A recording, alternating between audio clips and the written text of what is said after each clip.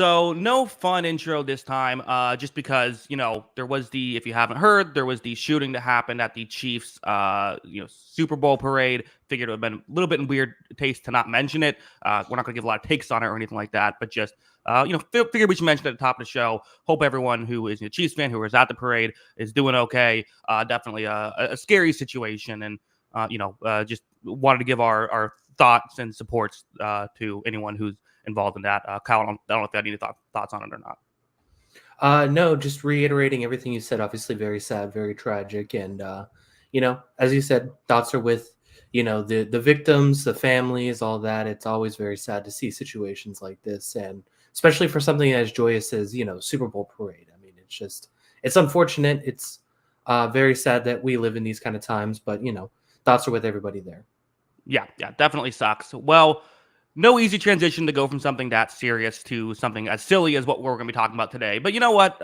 We have a fun show planned nonetheless, Kyle. We have several, I think, interesting topics. We're going to talk about some things that we didn't have time to during the Super Bowl, like Dan Quinn getting hired, the NFL awards. We'll touch on some more Super Bowl talk, and I think we covered it pretty well the last show, but we might have some more thoughts there. And our first draft of the season, because we love of the off season, because we love our off season drafts. We're going to do top 10 storylines entering the 2024 season, which I think is a fun, always an interesting. I think this just could be a way to kind of give us a little taste of what's to come for this following season, right? A good first off season podcast. Yeah. I mean, who would have thought, 4 days after the Super Bowl, we could come up with this many things to talk about? But there is a lot to talk about, and things we didn't miss, like you said. And then, looking forward to this off season and, seeing how some of these teams plan to get better. So I think it's going to be really exciting and, lots to talk about for sure.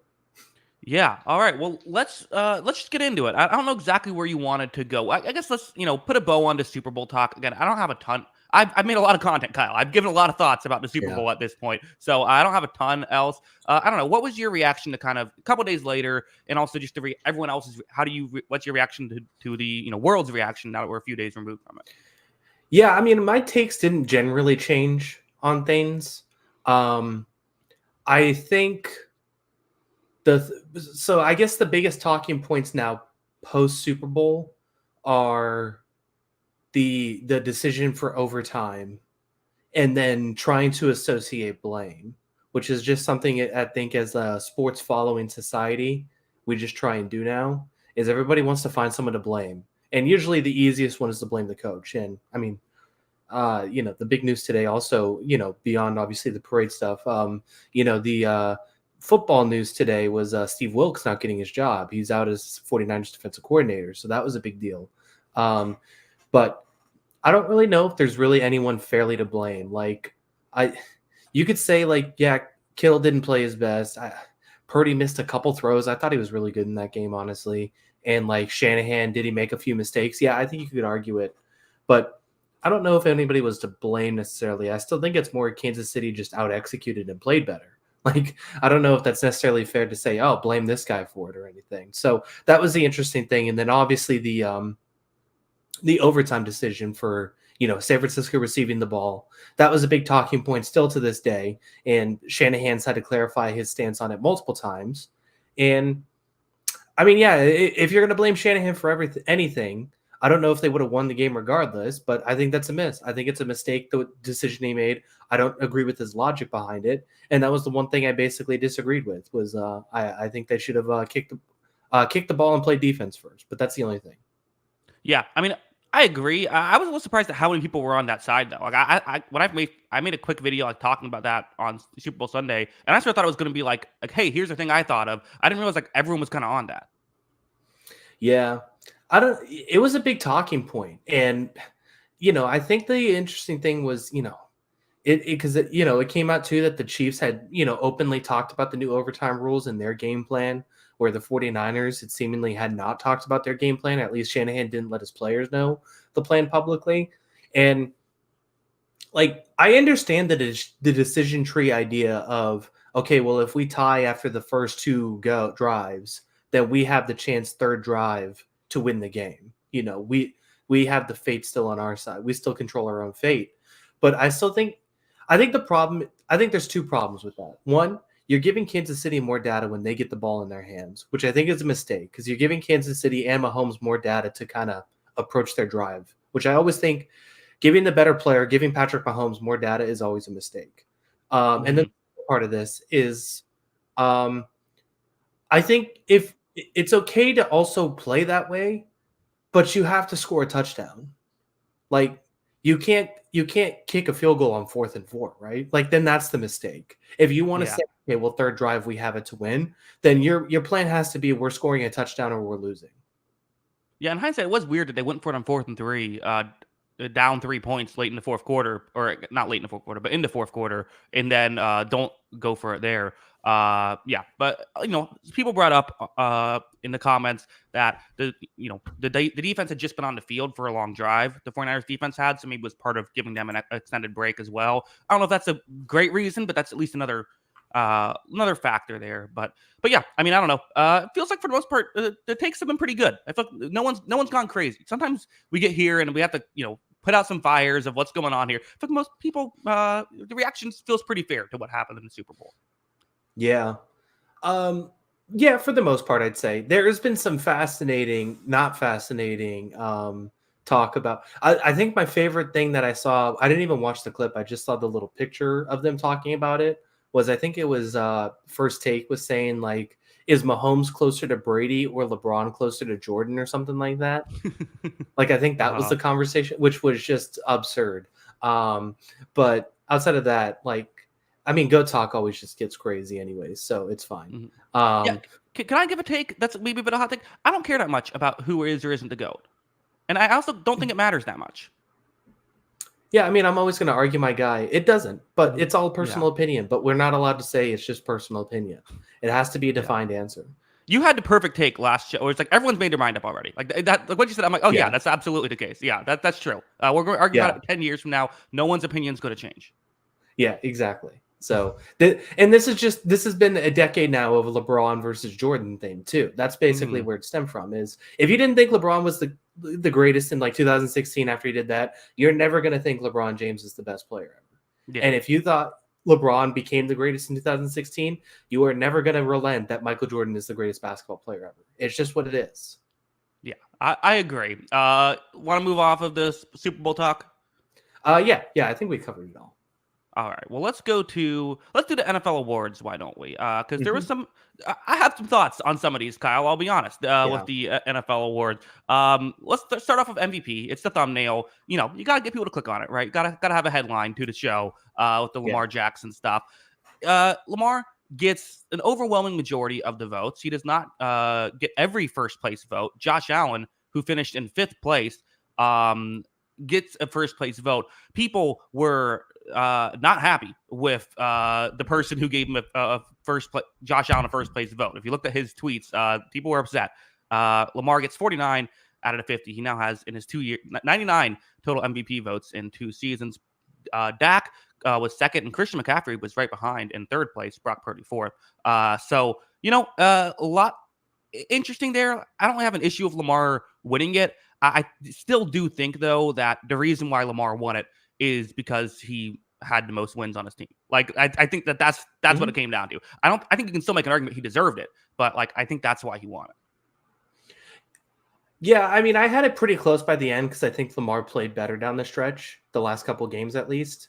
But at the same time, like I pretty much had it Josh Allen for a lot of the season until I flipped at the very end. And part of it was probably public pressure, just like thinking, okay, he is going to win. But at the same time, like I don't think Josh Allen should have been 5th. And my biggest takeaway from this is like we as a football watching society, and especially in the media in general, like just need to be more educated about the game. Like, and this is going to turn into a advanced stats versus non-advanced stats thing. And it's not even that, like, it shouldn't even be that, but like at the end of the day, like we need to watch games and create a nuance to the subject. Because the problem, I can tell you exactly what happened. People looked at these MVP candidates, and Josh Allen had a first place vote and finished 5th, which tells me all that I needed to know. That people looked at the interception number and just said Josh Allen isn't my MVP. He had too many interceptions, and I think like the Nick Wrights of the world have curated this whole argument that Josh Allen is just this crazy turnover prone quarterback. And it's just like we can watch games and decide for ourselves and decipher the plays. Like not all interceptions are created equal. Josh Allen made less mistakes this year than Brock Purdy, but he had more interceptions. So Yeah. I just continue to say like we need to be better about understanding what this means, how to understand the game better and how to just judge the game. And I think it's a mistake. Like, at the end of the day, like I do believe a lot of these awards and especially MVP are your opinion and you're entitled to your own opinion. That's fine. But I just think that's a mistake. I think that's a straight up mistake that people aren't viewing this Josh Allen season as better than what this is. Yeah, I agree. And Lamar was great this season as well. I think like him and Dak both kind of having underwhelming playoffs are going to hurt like their perception. Like I don't have an issue with those guys. Like I think I would have gone Josh Allen 1, Lamar 2, and Dak 3. So I get it. But yeah, it is sort of funny. And I still stand by as well. We need to stop. The MVP just needs to be fixed, right? Like because the MVP is always going to go to. It always should go to a quarterback. We just need to make a quarterback award and then make it like baseball, where like the pitchers only win the MVP in like an exceptional year. Make the Tom Brady award or the Johnny Unitas award or whatever, and then only give it to an MVP if they're like exceptional, like when Mahomes threw 50 touchdowns. Yeah, no, I mean I agree. I mean I wouldn't mind changing a few of the awards. But yeah, I think there needs to be like a kind of correction. I mean, they kind of conceded that basically the offensive player of the year is just basically the best non-quarterback, and then the quarterback is the MVP, which is probably the concession they're making, and that's fine. So I don't really know how else to correct it beyond that. Like you said, that is one idea, but it just kind of is what it is. That's how they do it at this point. So yeah, I just think that's wrong. I thought Josh Allen should have been 2, or if you wanted to make an argument for somebody else, it's fine. But like 5th feels a little disrespectful. Yeah, we have a super chat. Top offseason storyline: will Kirk go down as the single most expensive single postseason win player? Probably. Yeah, I think absolutely yes. Unless he wins more playoff games. I guess so. Yeah, unless he gets signs a 1-year deal and wins more playoff games later, probably that's going to happen. Or I guess really the question is, unless when he has his next contract, he gets paid even more money then. Yeah, and this wouldn't be the most expensive one. Yeah, exactly. So that is pretty funny. What did you think of the other awards? McCaffrey for Offensive Player of the Year, Defensive Player of the Year, Myles Garrett. Did you have any issues with those?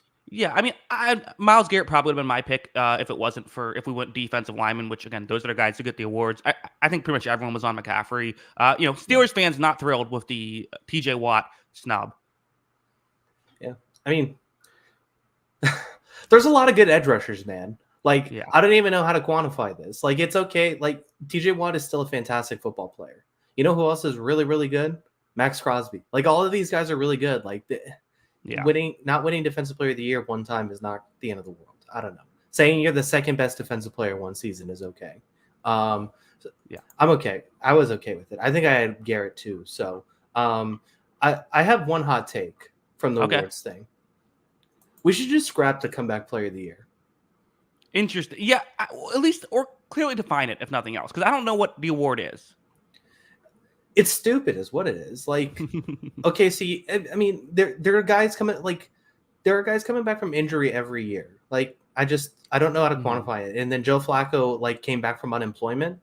So I don't see, I don't know. Like, obviously it was a great story and all that, and I'm okay with him winning the award based on the parameters. But I don't know. It's just kind of a dumb award. Like, the Comeback Player of the Year is just not very interesting. Like that should, why don't we just do a special team player of the year? I don't know, or a clutch player of the year or something like that. Do we really need have this? 8 of those special teams awards. Well, it could go kicker, punter, returner, anything like that. Honestly, sure. But yeah, I just I don't know. I just don't see the point of Comeback Player of the Year. Listen, I'm all for a special teamer of the year award. Why not? I don't think we need to get rid of it. I think that I just want to clearly define, because Joe Flacco, DeMar Hamlin, and Baker Mayfield, all three, depending on your criteria, were the best comeback player of the year, right? Like it just depends on is your criteria someone who had a bad year and now is having as good of a year as possible? That's Baker. Is it coming back, sort of most improbable player to come back and start playing again, not due to like physicality, but just due to what they did, like where they were at? Then it's Flacco. And if it's who came back from the most devastating injury, then it's DeMar Hamlin. Like, so it's like, just what's your opinion on that? Yeah, it is confusing, but that's also kind of there's a vagueness with all these awards, right? Like they're never going to clearly define it for us. So I guess it all is up to their interpretation. But like, I don't know, like, do we really need to award a guy from coming back from unemployment? Why not? Well, what's the harm? I guess so. Yeah, it's a fun thing. I don't know. I have to ask, did you watch the award show? No. Yeah, I didn't watch it either. Well, I was following on Twitter, but that's all I was doing. I saw the recap. So okay, yeah. Who hosted? The recap, like just an article that recapped all the awards. Oh, okay, gotcha. Yeah, understood. I thought you saw like a recap of the event. Okay, yeah. So I don't know, but okay. The Texans had a good night. C.J. Stroud and Will Anderson Jr. both won. I didn't have either of them as my own personal picks. They're both great though. Like I can understand. The Will Anderson one was a bit of a surprise, but I don't think he was good. Like I don't have like a huge. I mean, 100%. Like he won it because he was drafted third overall, right? Like if he was drafted in the fourth round, like he wouldn't have been the guy who won it. But also like he was worthy of an award. It was just other guys were probably a bit more deserving, but they were drafted later. Yeah. I did think like Witherspoon, I think it's who I had at the end. I thought he deserved a shout too, but I mean, it's not like that controversial. I mean, there are, I thought, better candidates, but he was a good candidate too, and he had a good year. And then the Stroud thing, like I understand the Puka Nacua hype train. I'm fully on board with it, but I just didn't see a scenario where Stroud wasn't winning that award. Again, Stroud was drafted second overall and plays quarterback, right? Like if it was the other way around, then obviously Nacua would have won it. It's just I think Nacua was better at his position than Stroud was at his position this season as a rookie. I mean, you could also argue though, like quarterback's a tougher position to play as a rookie, so maybe by that logic, and Stroud also got MVP votes, so I think some people just really had high view on what Stroud was this year. So there's all. I have no issue with him winning it. Yeah, Stroud was like one of the 5 biggest stories of the year. So yeah. So I mean, I just think that had to happen. Yeah. Cameron Hayward won Walter Payton Man of the Year. I don't have a ton of thoughts on that, but okay, good for him. Yeah, cool. My only thoughts is they really try to push it's the most prestigious honor. Listen, it's a great honor. I'm not discrediting the honor. I'm just saying I think more people still do care about the NFL or the MVP. Yeah, they do this with all the sportsmanship awards, don't they? Mm-hmm. Like, I think NBA has a Kareem Abdul-Jabbar award, and then for like social activism, and I think there's another one. NHL has the sportsmanship award, right, for like least amount of penalty minutes or something. Yeah, the Lady Bing, I think it is. Yeah, I don't know. Cool. I mean, it is cool. It is cool. It is good to see these people go back into the community and do stuff. But like, I don't know. Yeah, I don't have opinions on it. I agree. Yeah, at least Matthew Slater snubbed. Again, it's one of the things. Like, it's a cool thing to do to give out the award. I'm just saying, like, I'm not, like the Lady Bing. It's like it's only on the ice. It's like, okay, what are we doing here? The other ones, if there was an Assistant Coach of the Year award, Jim Schwartz would have won it. Oh, did he? Yeah, Jim Schwartz won the Assistant Coach. Yes, that is again. People, I didn't even always just love. I didn't even see the award winner. It's okay, and next year we'll still do it. That's my favorite running bet. If there's an Assistant Coach of the Year award bet. Really, and what he's else? The one that won. Yeah, bits of it. I mean, the Browns' defense was very good this year. Like I'm not. I guess so. Yeah, it would have been my pick, but I thought it was good. And again, voting happens before the playoffs too.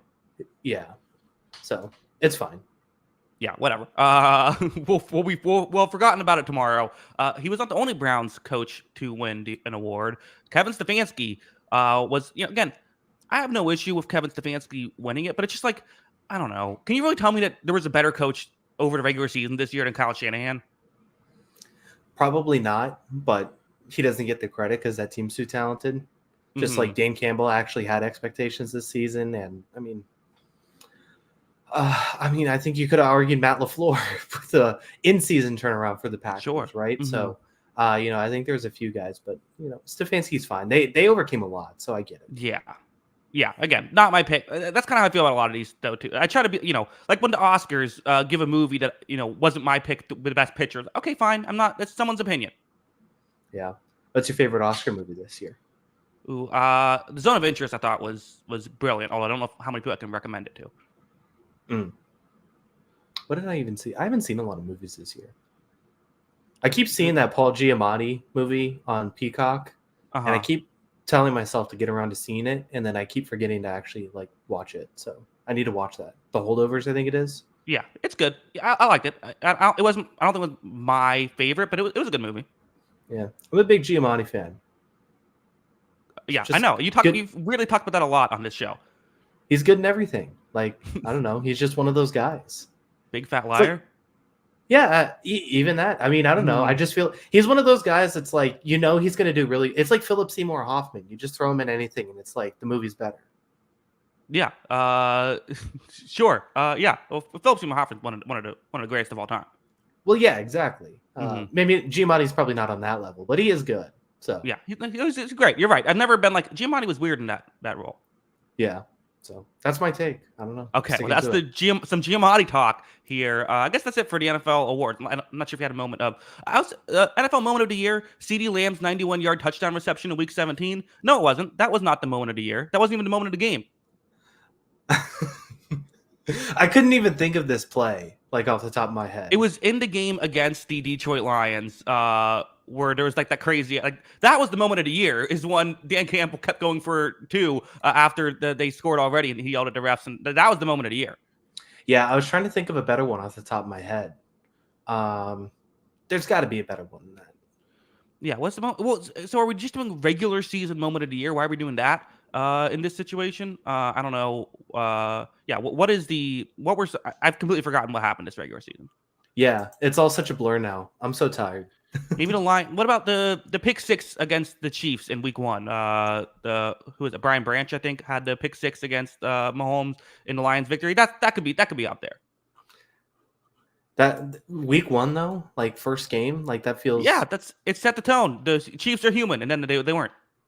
Yeah, I guess so. It's better than just a 91-yard touchdown reception in Week 2.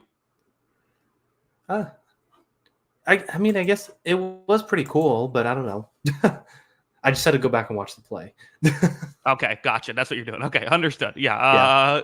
I don't know. I don't know. Fellow YouTuber Tom Grassi winning the NFL Fan of the Year. Oh, good for him. Yeah. Is there a content creator award? Can you put yourself in for that one? There should be. Yeah. What can I don't know. You could put yourself in too, Kyle. You're a content creator. Hardly. I'm just podcast once a week or twice a week if it's the season. That's hard work. I'm just kind of lingering around, You should just give yourself the award. Just make it up and give it to yourself. Yeah, good idea. No one checks that. I could just get a trophy. Yeah, I'm going to do that. Just display it behind you for the year. If I tweeted out during this show, oh my God, can't believe I won Content Creator of the Year, put a trophy, no one would fact check that. No one's watching the awards. Yeah, I don't think so. You should do it next year. Next year. We'll try that next year. I'll do it during commercials so people maybe think that they missed. It was one of those in between commercial things. That's the plan. You have to fight Dan Orlovsky for the award though, so watch out. Do we have to? What's that about? No, nothing. I'm just kidding. Okay, I was like, did Dan Orlovsky get in a fight or something? I thought I missed something. No. I just imagining you fighting Dan Orlovsky for the award. That'd be funny. I don't think that would go well for me. He played in the NFL. I think I would yeah, struggle. He's a pro athlete. That'd be tough. To beat. That would be. Go ahead. Did you see him throwing at the Pro Bowl thing? I heard about it. Didn't he do? He did well, right? He beat all the Pro Bowl quarterbacks in the game. In fairness, I have to imagine a lot of Pro Bowl quarterbacks are not exactly at top shape. But I think they might have I don't know what the alcohol level is still from the night before with those guys, but I don't know if it's low. Yeah, he was also in a suit, so Okay, well, yeah, there you go. Hey, it's even the worst NFL athletes are still freak athletes that are very impressive. Fair enough. So I got nothing else on the awards. You got anything else? No, let's go to Dan Quinn. Yeah. Kyle, why is Dan Quinn a head coach? Um, I don't know. It seemed like that they went for a couple different guys for this job. They didn't want the job. They went to Dan Quinn. Dan Quinn wanted the job. I guess in their defense, Dan Quinn has been a good coach in this league before. He's had success. He almost won a Super Bowl. If you don't remember, they were up 28-3 in the Super Bowl. Just thought I'd throw that out there. Heard about that? Yeah. Yeah. But yeah, I mean, he's been a good coach in the league before. I think the big thing that's going to have to happen is, this offensive staff is going to have to kind of nail it this year with this team, because I think you kind of saw with Atlanta that, when they had Kyle Shanahan, things went really well. When Kyle Shanahan left, things went not as well for Dan Quinn. So, yeah, I think that's going to be a big part of it. I don't know if Cliff Kingsbury is the right option, but I was just kind of surprised by this because they had Ron Rivera, and Ron Rivera was kind of like the players guy, the long tenured coach, veteran, knows the game well, all that kind of stuff. And that didn't work. I kind of figured they'd go like kind of young up and coming guy. They I feel like when teams fire a coach, they try and get the exact opposite of the coach they just had. And this feels very similar to Ron Rivera. So that's why I was surprised.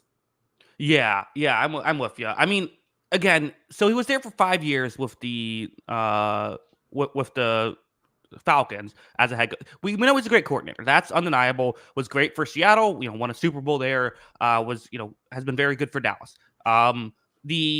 But again, difference between being a good defensive coordinator and a good head coach. And it feels like the Shanahan thing has to be mentioned, right? Yes, they nearly won a Super Bowl with Kyle Shanahan posting one of the greatest offenses of all time. And then after that, Shanahan leaves to be the head coach of the 49ers. They win a playoff game the next year, but lose in the divisional round. And then didn't have a winning season since. And that ended up being the end of Dan Quinn. It feels like Dan Quinn is a good defensive coordinator who one time hired Kyle Shanahan. Yeah, and maybe he can do something like that again. Like I said, I don't know if that's going to be Cliff Kingsbury. I'm not entirely optimistic of that hire, to be honest. But maybe they figure it out this time. Maybe he does get it going. Maybe he has learned some things. So, I'm willing to give it a chance. But, I think the problem is, like, this also isn't really a team equipped to be good offensively. Like, they have quarterbacks questions this offseason. They're going to have to address probably changing quarterbacks. I still like this receiver group in theory with McLaurin, Samuel, and Jahan Dotson. It wasn't that good last year. Like, it was fine, but it wasn't that good. And like even McLaurin ended up with a 1,000-yard season. But I felt like it was kind of a down year for Terry too. So they're gonna have to figure out how to get this offense sped up too, because that's not really his MO and that's not his strong point. And they're really going to have to improve that offense to get better. I don't know how that happens. Well, especially if they had the second overall pick too, right? I guess maybe that's kind of the thing. Like, maybe that's the logic is like, hey, let's just make sure we get like an adult in the room, so like that can we can have some stability. But it kind of feels like you'd rather go after. And again, guys said no, right? Like they wanted Ben Johnson. Ben Johnson didn't want to go, so he wasn't their first choice. I get it, but it kind of feels like not the move I would have made. That's all I'll say. Yeah. I think I'd agree with that. Like, I'm not like going to say this 100% won't work, but it's probably not going to work. Yeah, exactly. Who knows? Things have worked in the past, but not. Who knows? If Drake May is a superstar, well, then it's going to look like a great hire. Yeah, exactly. Or whoever they decide to draft. Sure. Whatever ends up working out, probably Drake May, right? Yeah, I would imagine so. Barring something crazy happening, like gas mask picture or something like that. We'll see. Yeah, right. Kyle, let's get into our first draft of the offseason. A good way to kind of preview what's coming up next this offseason. Let's do the top 10 storylines. It's really an excuse to talk about some of the top storylines. Here's an idea I had. So we're going to do draft style. So if you're new to the show, what we typically do on our drafts is simple enough. We go back and forth, taking a pick until we have our 10 choices. Always a fun exercise. Kyle, I'm going to ask you a trivia question. If you can answer the trivia question, you go first. If not, I go first. How's that sound? Okay, go ahead. The Kansas City Chiefs just won the Super Bowl for the second straight time, won back-to-back Super Bowls. Who is the only team in NFL history to win back-to-back Super Bowls multiple different times? Multiple different times. So the Patriots did it once. It could be the Cowboys, and it could be the Steelers. Those are kind of the two teams I'm leaning on here. And actually, I think the Packers won Super Bowls 1 and 2, didn't they? So They did, yes. Green Bay. Oh, no, sorry. Just get multiple times. I'm Yes. losing. No, you're it. good. You're okay. good. I'm going to ride with the Steelers. I think it's the Steelers. It is the Steelers, correct. Yes, both of Terry Bradshaw's, all four of Terry Bradshaw's Super Bowls were in a stretch of back-to-back. So well done, Kyle. Yeah. Had to think that one out for a second, but yeah, nailed it. I'm on fire. Yeah. A few other teams, the Dolphins did win back-to-back at one point. The Broncos won back-to-back. There might have been someone else I'm trying to remember. But yeah, congratulations, Kyle. Why don't you go first? What is your biggest storyline entering 2024? Yeah, so a lot to go off of here, but I think this is there's two big highlight ones, and they kind of go hand in hand. It kind of feels like cheating to mention both of them, but I'm going to go ahead and keep them both on my list just because. The first one, though, I'm going to talk about just because, it just feels so fresh in our mind, is the AFC contenders, and that's mainly talking about Baltimore, Buffalo, and Miami. Three teams that flamed out in the playoffs, had super high expectations, and ran into this Chiefs team that didn't feel like a Super Bowl contending Chiefs team. And they all three lost to the Chiefs. And I'm curious how they go into this offseason, looking to kind of get back on the horse and get back at it and see if they can beat the Chiefs. So can these three teams get over the hump? Can they rebuild their rosters? Can they improve enough to beat this Kansas City team, this Kansas City juggernaut franchise? I think that's the biggest offseason storyline for me because, these three teams, honestly, more so the Bills and the Ravens, have had several cracks at this now and come up short. And now it's going to come down to can these three teams in this window, who this is the best these teams have played in quite a few years, can these three teams put it together and get over that hump? Yeah, I agree. This is on my list as well. This is a little lower on my list, and I had a variation of it. I kind of included some of the NFC teams as well, just the teams that can they get over the hump. But yeah, it's definitely interesting. Also, I should clarify exactly what we're doing. So I wrote off-season storylines, but really I mean kind of things that might be answered during the season as well, right? Not just stuff that will be only the off-season stuff. So yeah. I agree. I think that these are three really big, just talking about the storylines itself. I mean, it kind of does feel like almost a bit underwhelmed. If you're like a Bills fan, are you just like, so just what we're doing is just we're all going to gear up, do our best during the regular season, and then lose to the Chiefs in the playoffs? It does feel like it, doesn't it? And I mean, I guess the Bills do know a lot about losing. Sure. It is going to become a fascinating question because I think behind, lurking in the background of all this is that, he wasn't a great coach this year, but like Bill Belichick is now lurking in the background of this season, especially for a lot of these coaches. And it's going to be really hard to lose again in this situation, especially in a situation where you look like the better team or the more talented team, to lose. And then there's a 6-time Super Bowl champion coach. And I guess if you can include his time as a coordinator, he won Super Bowls then too. So this guy who's, been in the league forever, had more success than almost anybody. And he's just available. And so all of these teams, all of these coaches are going to be under a ton of pressure to, I think, succeed at this point because of that. And that started with the offseason. How did they get these rosters better? How did they get this team? How did they get these teams up to scratch? Because, I mean, you could say, how does Baltimore get better from here? They had the best defense in the league. It was one of the most dominant defenses in, 10, 20 years almost? Probably since that Broncos defense. So basically 10 years, there hasn't been a defense better than this one. And you already added the receivers to this team. So what's the next level for this Ravens team to try and keep up? And Buffalo, too, you could bring up injuries again, but at the same time, injuries are probably going to happen next year. So what is the next step for this team?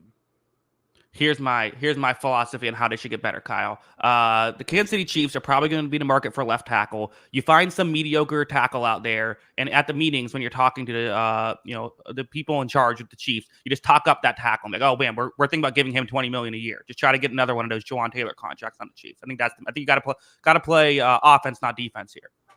Yeah, be aggressive, get them to overspend on that. But, the Chiefs, it's going to be interesting to see how they approach this offseason. So that might be a later topic for us. So we'll see about that. But, I think it's it is a fascinating question for these three teams. And how, you mentioned these could be answered during the season. But at the same time, the 2024 season starts in the offseason, improving your roster to be able to win a Super Bowl. So it's going to be fascinating to see how this team approaches it. Yeah. And obviously I'm joking. You still are ways you can move. Gotta view it as it is still football. You still can't beat the Chiefs. They're not gonna win every year. But let's move on. So my pick, number 2, which is one that was the biggest story. It was my number 1 on the list. The one that was the biggest offseason storyline, heading into last season, and then we never got to see it. Aaron Rodgers is my number 2. Is this number 2 storyline here? I think it's still the biggest story. I know that it kind of has lost a little bit of the wind in its sails, given the fact that it's been a whole year now. But I mean, Aaron Rodgers didn't play. He played 4 snaps this year, and he was still like probably a top 5 talked about player this season. Yeah, he really was.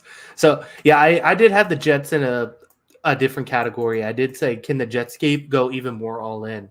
And I think the biggest thing, so they managed to keep their first round pick off of this, right? Because he was hurt. They didn't meet the conditional parameters for the first round pick. So they retain their first round pick. They lose a different pick. The issue is, I think, with this Jets situation and Aaron Rodgers specifically is, so they made this move to kind of go all in. This was their all in move, was solving the quarterback issue with Aaron Rodgers. Mm-hmm.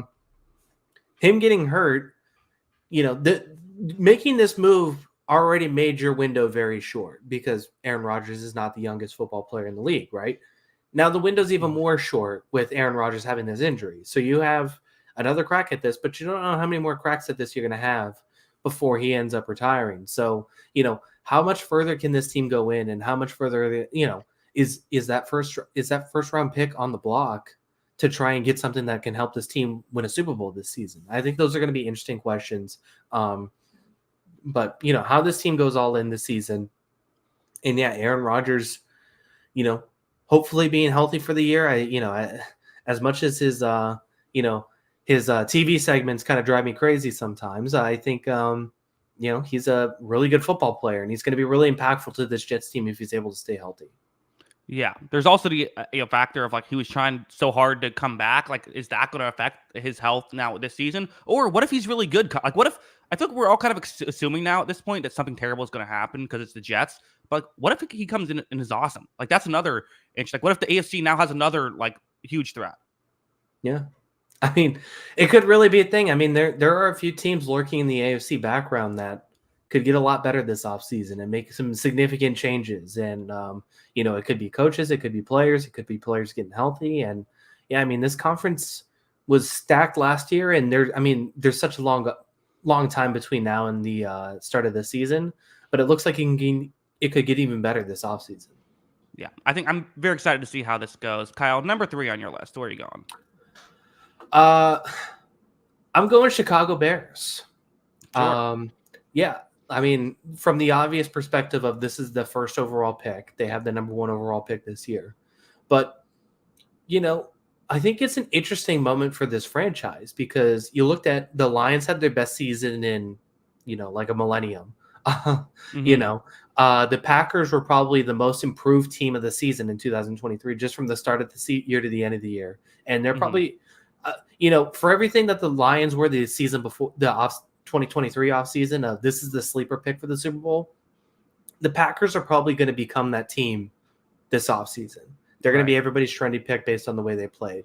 And then the Vikings, it was not a great year for the Vikings, but at the same time, their best offensive player and their quarterback both suffered pretty brutal injuries, pretty devastating injuries. And what we thought would be the weakest part of this team was their defense was actually lights out and, really competitive. So, if you can bring back Kirk Cousins and a healthy Justin Jefferson and have those guys back in this offense and have this defense play as well as it did last season, that Vikings team's not going to be bad at all. That's going to be a really good team.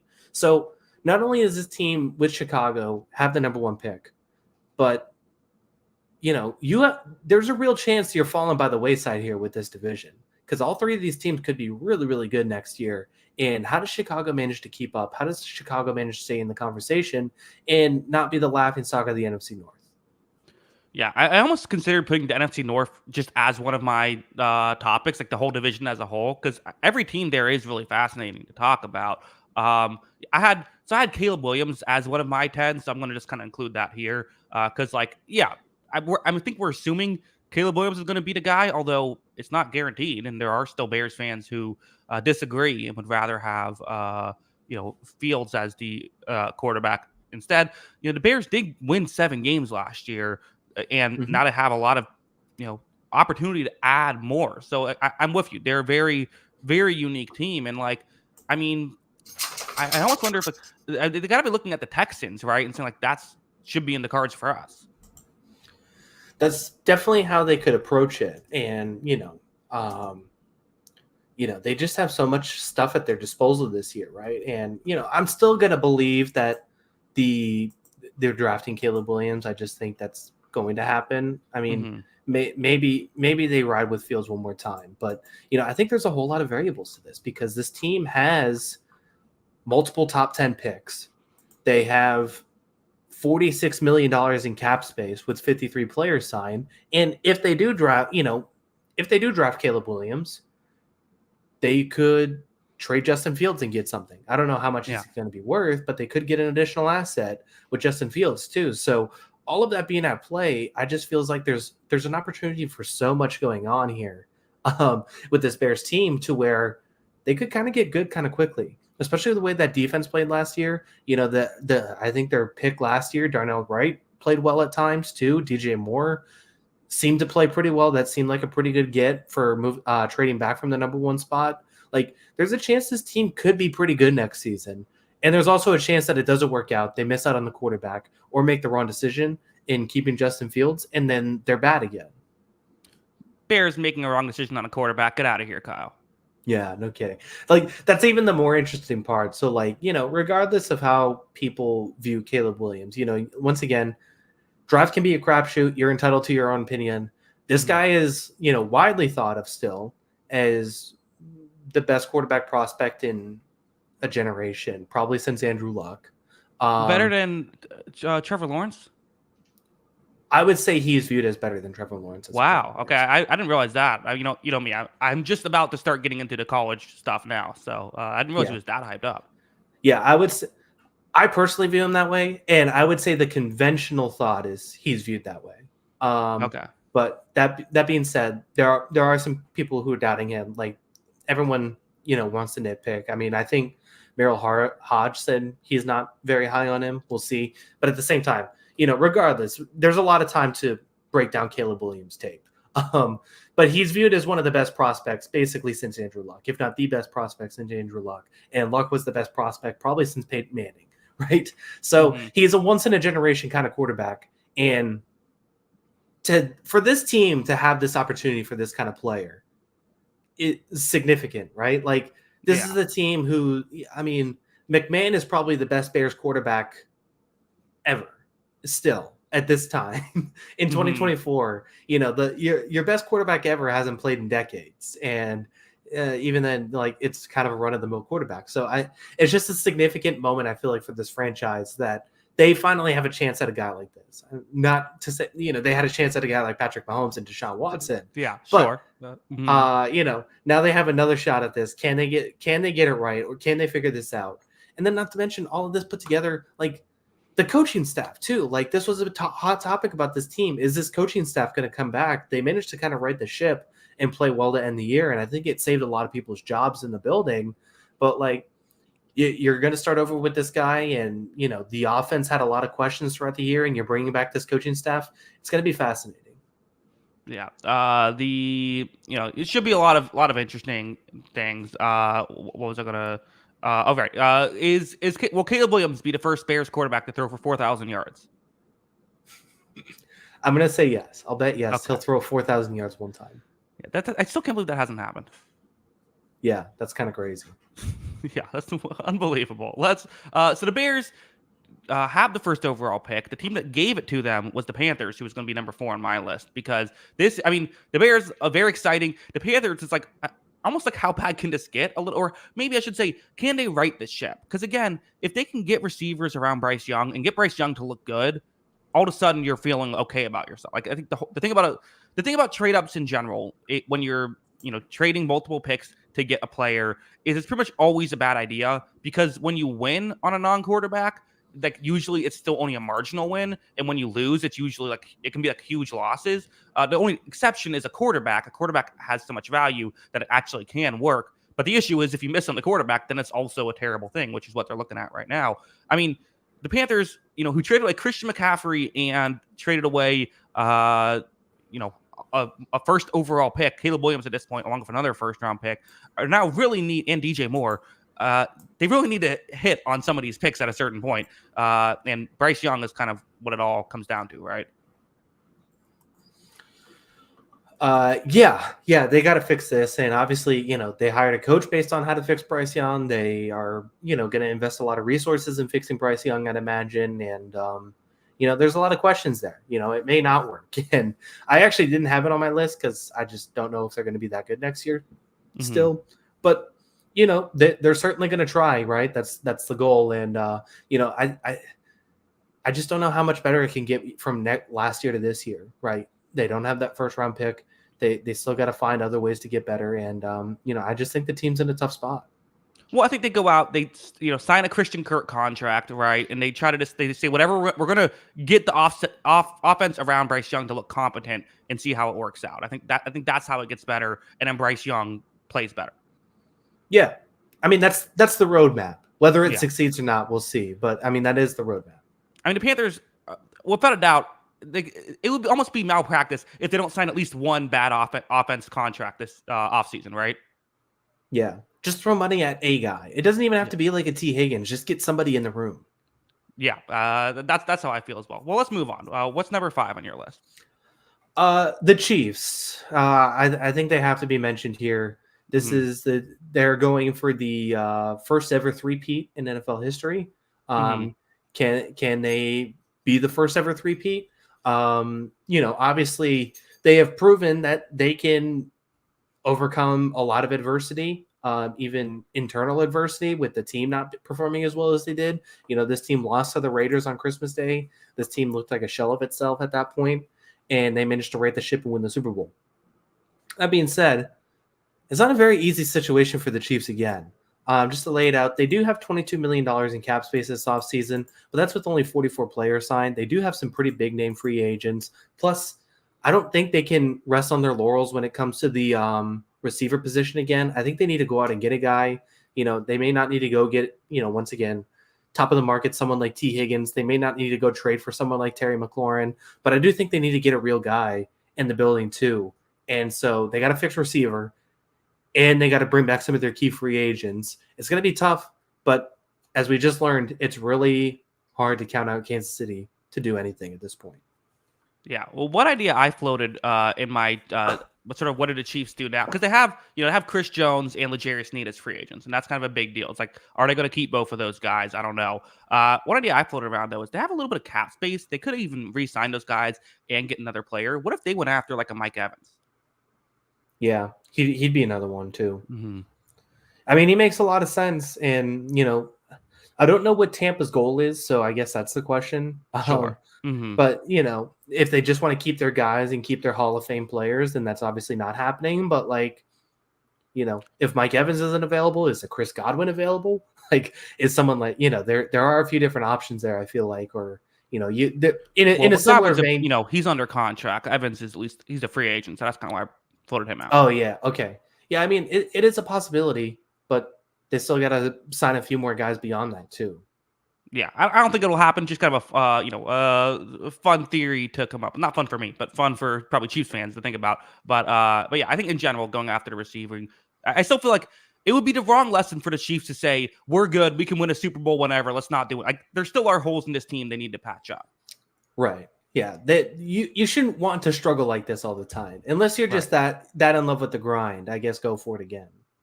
Yeah, sure. Yeah, maybe it's like maybe Mahomes said like, "Hey guys, can we like bump the difficulty up a little? Like, give me Yeah, Kadarius Toney for 15 games." yeah, we're playing on all Madden now. Yeah, I think so.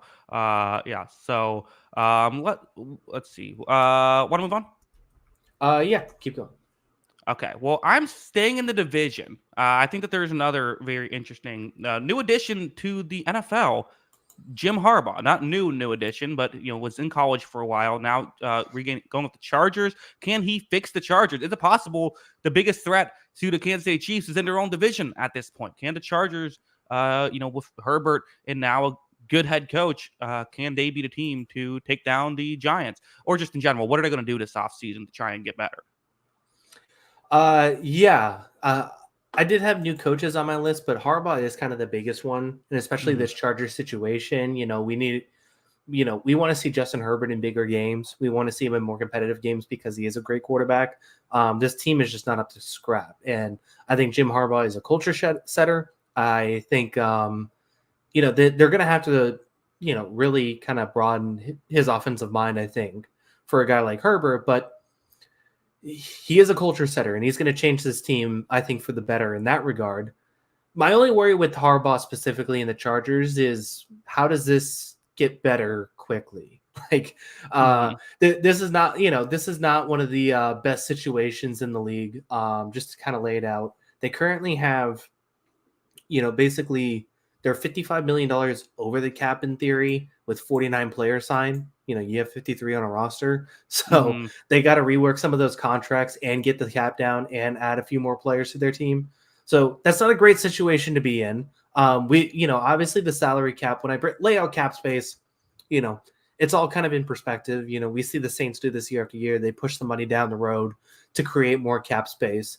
But that being said, it's not necessarily easy to do that all the time. And the Chargers trying to find ways to do that is going to be very difficult. So I think that's a challenging hurdle, I think, at least for this season. But the long term effects, I think, of someone like Harbaugh are for the better. It's just going to be how long does it take to get to that level?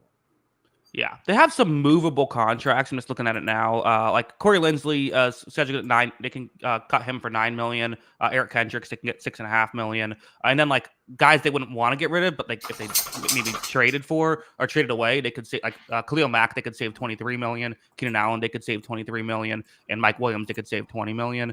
But yeah, they'll probably just push it down the road, I would assume, for now. But you're right. It might be more of a not this year, but maybe in the next few years kind of thing. Yeah. We just want to see improvement. We want to see competitive games out of this team, which we didn't see at the end of last season. Yeah, man, they really wasted Herbert's entire rookie deal. What are you doing, Chargers? Yeah. One of the. well, I just think bringing Staley back this past season was a mistake. Yeah, I don't think you'll get too much fight against that. Let's move on, Kyle. Number 7 on the list. Where are you going?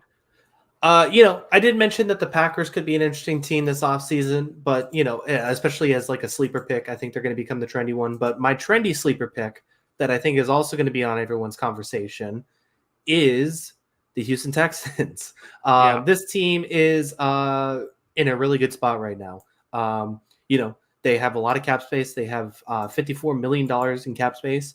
Plus, they have 56 players already signed. So they're already, in a pretty good spot there.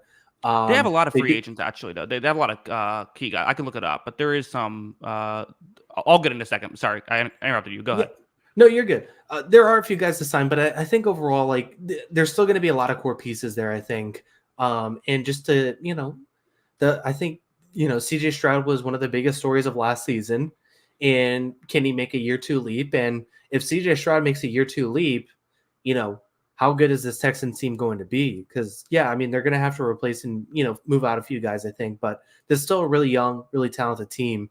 And, we know quarterback is half the battle. And if CJ Stroud becomes an elite guy, which it looks like he's on pace to become, then all of a sudden we're talking about another contender in the AFC and potentially a Super Bowl contender as soon as next season. So they got a lot of moves to make. They do have a first-round pick, not their own first-round pick. They have the Cleveland Browns first-round pick, so they can still get better that way too. So this team is just going to add some riches to them. Yeah, I agree. I mean, I was looking up the list, and they have a lot of guys. It's not a lot of key guys. Like Dalton Schultz, Jonathan Gennard, Sheldon Rankins, Steven Nelson, Noah Brown. Blake Cashman, George Fant. Like there's guys, Devin Singletary, and like that's there's other players too, like Derek Barnett and Tavier Thomas. I think are pieces for them. And that's not all of them. I'm not gonna list all of them, but you're right in the sense of like that's fine. Yeah, the core guy. Okay. Yeah, you got Tunzel, you got your two receivers, you got Stroud, you got that young secondary that played well second half of the year. Like that's your core, and you got Will Anderson obviously. Build around that. You get a guy like Renard shouldn't cost much and is also good, so I think he should come back. A guy like Fant is good and should come. If you can bring him back, bring him back. But how do you fill out the rest of those pieces? I think is fascinating. Yeah, it's the whole thing too, where it's like if you lose them, you do have to replace them with somebody. So just you might look at their cap space and think that they have a little bit more money than they actually do, but they still should have money to at least keep everyone in the building or replace everyone, and maybe even go out and get a free agent if they wanted. Because again, you can spend over the cap. I do wonder if again. Mike Evans has been a lot of people speculated could Evans go here because he's from Texas, so that would be interesting. But again, the top free agent wide receivers are going to get speculated to basically every team that has cap space. Yeah, and I mean they got some good receivers, but adding if they just wanted to build on their strength and add a Higgins or a Evans, like that's significant. Yeah, I agree. Let's move on. Number 8. So number 8 for me, I just in my one of the weirder storylines of last season, I feel like it has to be mentioned here as well. I just wrote in my notes, Eagles, what the hell? Yeah. A lot of changes, right? This is for some reason feeling like eerily similar to the Doug Peterson era, right? Yeah. Where they went and win the Super Bowl. Everyone was happy. Everyone's going crazy. The second year, it's not quite as good. And then it kind of crashed and burned. And is it going to crash and burn on Nick Sirianni, who, we praise as a really good head coach, and it did not look good last season. So how does this get corrected? And how do you is Sirianni on the hot seat? Is this the chopping block season? Could this crash and burn again? Yeah, there was a point in this season when Sirianni was a Coach of the Year candidate, and Hurts was an MVP favorite. But that kind of almost sounds a little similar to when we said, hey, there was a time when Cliff Kingsbury was Coach of the Year favorite and Kyler Murray was MVP favorite, a couple of years ago. Like, that doesn't matter. How did you finish the season? And it was a disaster. It's interesting you bring up the parallels, because the one weird thing about that situation with, the following year for the Eagles after they won the Super Bowl was like, so they stunk and everyone thought they were going to miss the playoffs. And then Carson Wentz got hurt again, and Nick Foles led them on another nice run. Like, they nearly beat the Saints in the playoffs. They would have made it to the conference championship game. So I don't know. There's a weird Nick Foles thing involved. But yeah, there's a lot of similarities. Hurts did not look as good this year. I mean, the defense was a train wreck all season long. It was just absolute train wreck. That there's a lot of pieces this team needs when it seemed like it was maybe ready to compete for a Super Bowl during this season. Again, they were like 10-1, 11-1. They had the best record in football, and then just completely fall off a cliff. So I don't know. Maybe re-sign Matt Patricia. Yeah, that's always a good idea. Yeah, I mean, it is fascinating, and the history of the NFL says as soon as the coordinators go, as a head coach, you're next on the chopping block, right? And I think it's going to become a fascinating conversation. I agree with you. Hurts didn't look as good last season. Is it a regression thing? Was he hurt? How does it work? It is going to become a fascinating conversation point. And, if they don't have the tush push, how do they recover? Or, even beyond the tush push silliness, like if they don't have Jason Kelce, that's a huge part of their offense too. So, I think there's going to be a lot of questions about this Eagles team this offseason. And, I'm not sure how much better it gets. All right, Kyle, your last pick, number 9 on the list. Where are you going?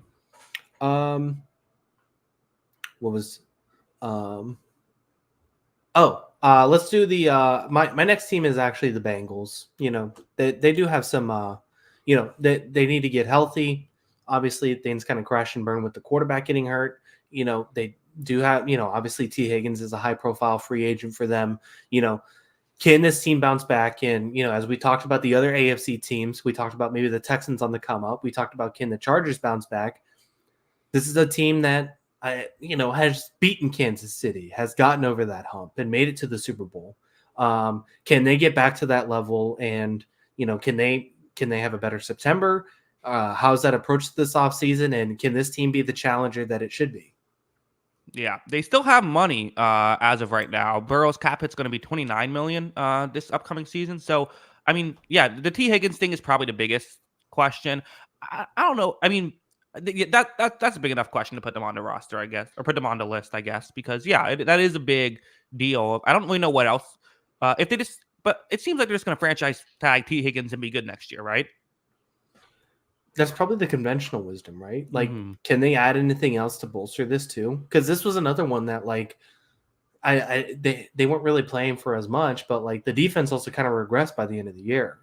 And can they improve that defense? And I just don't think they can continue to take a month off and be good, right? So it just comes down to can they play at that level, and can they start off the season playing well? Yeah, I'm also mentioning multiple people have now tweeted out things that as fact in the chat that just aren't true. The difference between rumors and what's actually happened. So let's you can't franchise tag anybody yet. It hasn't. You can't do that right now. We're talking off season. The off season hasn't technically started yet. Yes. So I'm assuming that's what they're going to do, but they haven't officially done that as of right now. AJ McCarron's a free agent though. That's tough. Yeah, isn't Jake Browning a free agent?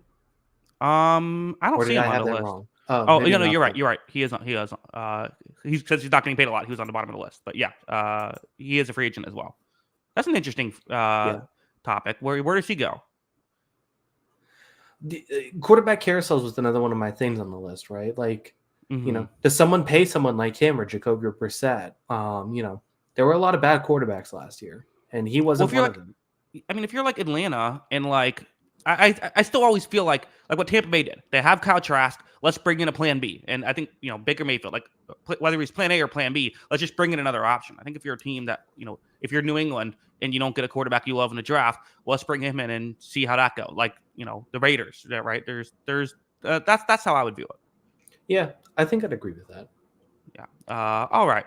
Number 10 on the list. Let's go Jacksonville Jaguars. Another team that was again, they had the 1 seed. Them and the Eagles both had the 1 seed. At least the Eagles made the playoffs, and the Jaguars had it for, a cup of coffee. It's not, and in fact, I'm sure there's been cup of coffees that have lasted longer than how long the Jaguars had the 1 seed. But still, they did have the 1 seed at one point this season, ended up missing the playoffs altogether. There's the Trevor Lawrence discussion. A lot of people are trashing Lawrence, saying that he's not good anymore, which I don't know if it's fully fair, but, that's what people talked about.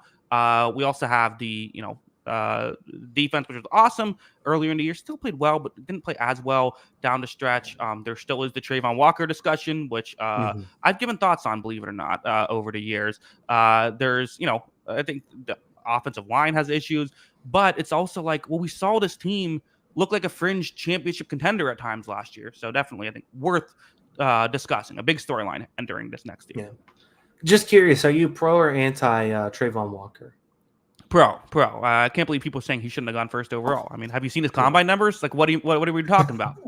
Yeah, it certainly is a conversation point. Yeah, I mean, this team looked like, especially, they nearly beat Kansas City, a year ago at this time, basically. Sure. A year, 13 months ago, they nearly beat Kansas City.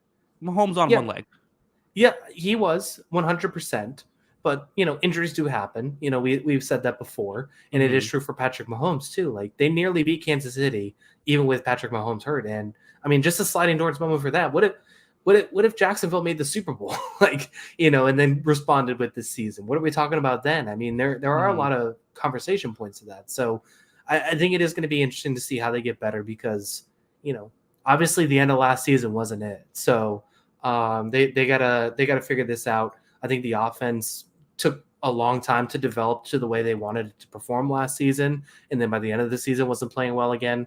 Trevor Lawrence was hurt, in fairness too, but once again, injuries do happen. And then, like you said, the defense also did not play very well. So how does this team get healthy and how do they bounce back? Yeah. And really the, one thing you have to bring up as well is just the receivers not really like Christian Kirk last year. That was like the Jahmyr Gibbs discussion this year, right? Of like everyone made fun of Christian Kirk contract and he played well last year and everyone was like, you idiots. And now this year he kind of looked back to being Christian Kirk again. And obviously Calvin Ridley, everyone liked that move, but that did not work out at all, really. I mean, I'm not saying he didn't do anything, and he was a good player for them, but it wasn't what they wanted. So it might just be as simple as, for the offensive issues, maybe it's as simple as those guys just stepping it up and playing better this year, which we have seen them do before. Yeah. Yeah, and it's gonna, if what would you say is more likely, that Ridley returns to the guy who was a top tier receiver, or that Kirk bounces back to being just kind of above average? Well, I would say Kirk was above average last year, but like a good. Kirk was like a fringe 1 last year or 2 years ago. Like last year, he was like a back to being like a fine 2. I think they're both equally likely. I don't think either one's crazy. Yeah. I just I think the Ridley thing was a chance, and like you said, he had his moments, but it wasn't consistent last year, and he was kind of inconsistent in Atlanta too. So this isn't like a new thing for him. Yeah. So it is going to be interesting to see how that changes, and can they maybe add another guy to that group or something? I don't know. It's going to be interesting to see how they get this offense better. I agree. Yeah. Maybe the offensive line could use a guy or two. Yeah. They've let so many guys go, and then just haven't really replaced them with like quality guys. Like I'm okay with letting Jawan Taylor go at his contract, and who's the guy in Washington? Scherf. Yeah, he was a Jaguar, right? Yeah. Mm-hmm. So yeah, I mean they've let a few guys go, but they just haven't really been able to find the guys to replace them. Well, they just haven't drafted well. I mean, like I bring up the Trevor Walker thing every podcast I can, but like a lot of drafts, just I mean, like I don't know, might be time for a GM change. Yeah, Chase On's another one. They haven't really figured that out. They got to pay Josh Allen this offseason, don't they? You might be right about that. Yeah, I mean, it's the whole the I remember with the Colts, the argument was always like, are they a well-ran franchise or did they draft Peyton Manning and Andrew Luck back to back? Did they have the worst first overall pick, 2 times with generational talents? Like, it's kind of like, are they a good franchise or did they happen to get Trevor Lawrence? Yeah, that certainly would play a part in it. I agree. Okay, well let's. Yes, Josh Allen is not on their roster right now, so yeah, they got to pay him. Right, that's right. Which they will, but still, definitely worth mentioning. Some honorable mentions. I put Russell Wilson and Deshaun Watson on my list. Those are the 2 guys that did not end up making the official list. Yeah, I did have quarterback carousel, and I kind of had Russell Wilson as like the talking point. Russell Wilson, potentially Kirk Cousins, if he does get a big contract somewhere else, and then the other guys. We mentioned Browning, Jacoby Brissett. Some of those Plan B options. I think that's going to be interesting. Beyond like the Texans, I said other teams that made a leap during the last season, like the Rams and the Packers. Those are 2 teams that I was thinking about. And then, we did mention Jim Harbaugh, but the other new coaches, I think are always a storyline. Did you have any other ones? Yeah, I had a few honorable mentions. I had the Packers, like you mentioned. I had the Lions. Can they do it again after, like what are young guys develop further, all that stuff. I put Derek Carr as an honorable mention. Because, I thought he finished the season strong, and it's sort of like, can he finally be that guy again? And my final honorable mention, can Kyle finally win the Pick'em show? Wow. You just had to throw that in there. It didn't end up making my list, but it was considered it. Yeah. That's hurtful. I did have high-profile coaches on the hot seat, too. I was thinking, obviously, Dallas is the big one. And, is there a Steelers conversation to be had? Because it seemed like that was bubbling last season. Yeah. Now they bring in a new offensive coordinator. And I still think Tomlin's a really good coach, but I do think his offensive coordinator hires can come into question. And if this one doesn't work out, what's the next step? Yeah, they do the Eagles thing of get rid of Andy Reid and then hire Chip Kelly later, and then have Chip Kelly suck enough that you get good draft capital, and then hire a good coach and Doug the Super Bowl. Yeah. What's Matt Patricia doing? Yeah. Probably shouldn't. What's Chip Kelly doing? Get Chip Kelly back. There was somebody interviewing him, wasn't it? Maybe. I think that sounds right. He had a desire to come back to coaching in the NFL, but I think he is. I think he went to Ohio State. Gotcha. Yeah, Like the he did coach go or to just like Ohio he went State. there?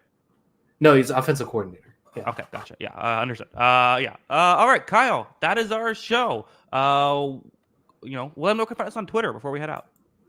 Yeah, make sure to follow us on Twitter. That is at Jackson Kruger. Make sure to follow me at by Kyle Gronin. And then make sure to follow the account page at On the Sideline JK. That is at On the Sideline JK. Of course, you like audio only podcast. Anywhere you get your podcast, search On the Sideline Podcast. It should be available there. Does Cleveland bring back Joe Flacco? You got to bring back Flacco. If he wants to be back, I think yes, 100%.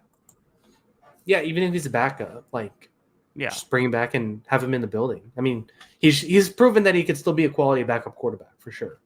I think the only way you don't is if the Patriots give him like $10 million a year or something stupid like that. Yeah, exactly. Which honestly, I don't know. I could see Washington doing that. Washington? Like sort of like the who is it now? I'm blanking on the former Bucks player who the Bears gave that big contract, Mike Glennon. Like a Mike Glennon of we're gonna draft a guy, but we're also just gonna get you so we have some stability in the room. Yeah, I could see it. Mm-hmm. Yeah, but realistically, I think it happens. Yeah, Kyle, any final thoughts? No. Let's get out of here. Going to see Wemby. Yeah, nice. That should be fun. Are the Clippers good now? Has this worked out? James Harden, is it back? Yeah, they're really good. They might be NBA Finals contenders. So wow, this would be funny James if Harden. after everyone's finally out on James Harden, Mm-hmm. 100% out on James Harden, all of a sudden they have the best team in the NBA. They've been really good since December. I think the collective thing with the Clippers is we'll see because they just have so many off-season failure or postseason failures between Harden, Kawhi in his injury history, Paul George in some of his injury history. So it's just kind of a collective. We'll wait and see, but they do look really darn good. Yeah, nice. Well, happy Valentine's Day to all of those who are celebrating, and to those who aren't. Still, hopefully, have a good evening. Also, I was going to mention too. I watched a hockey game the other night. I think I watched the Bruins Lightning game. So that's how much we're into off season now, Kyle. Yeah, you guys got the win. Vasilevsky continues to just annoy the hell out of me. I hate that guy. But it is what it is. We're still good. Watching that game, I'm just the Bruins are the best team in hockey. That was just Vasi stole that game. I really think that this is the Bruins' year. I mean, who knows? It's hockey, but they seem so good. Well, the thing that's so funny is there's a lot of Bruins fans that are this team's not a contender. They shouldn't go all in at the trade deadline, just because it's really young and there's a lot of new faces there. And I'm this team has the best record in the Eastern Conference. If this isn't a contender, then what is the definition of a contender? I don't get it. But draft a guy so he'll be good in 4 years. No, give your first round pick. Do what you can do now. Yeah, I'd like to win again. Yeah. We'll at least hopefully you guys can at least get out of win a couple rounds again. Been a tough stretch. That'd be nice too. Yeah. There was rumors Patrice Bergeron might come back, but he put those to bed. He should. Yeah. Why wouldn't he come back with a few weeks left in the season, get in game shape, and then go to the playoff? Why not? Right? It'd be fun. I don't know. That'd be really interesting if he just came back now. Yeah, he's played a lot of player. Put him on with some veterans. They know how he works. I'm sure they can make it work. Yeah. Well, the thing is that if we do go into the trade deadline, we need a center. Gotcha.